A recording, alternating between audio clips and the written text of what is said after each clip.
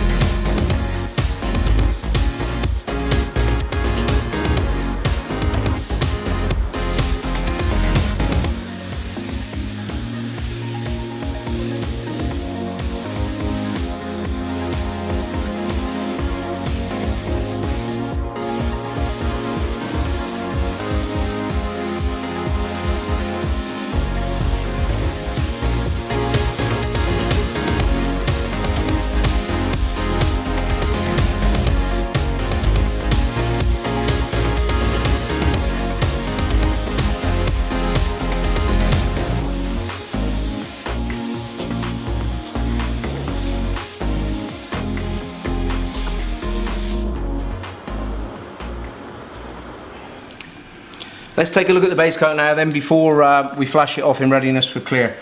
If you remember, I was talking about this area where I needed to make that nice connection between the new base coat and the blender. You'll see that everything is uniform and consistent there. Nice structure on the repair panel, everything looks good. Coming down into the second blend panel, you recall I came out here again. I don't see any issues with mottling, clouding, no sign of any halo, so I'm quite happy with that. I'm going to flash it off now, ready for clear coat. Here's the base coat then, just after flash. Let's take a quick look at a couple of things before I apply the clear.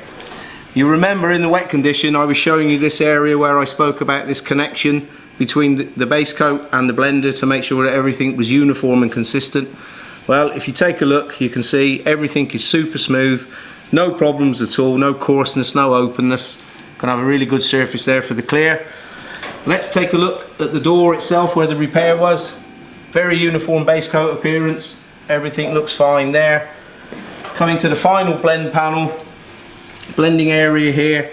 Again, the use of the blender really helping me to get this uniformity and consistency, over which I know when I apply the clear coat I'm going to have no wetting problems, no dieback, and I'll get really good gloss from the gun. That's the bake cycle complete. Time to remove the masking, refit the door handles, take the car outside for a final look.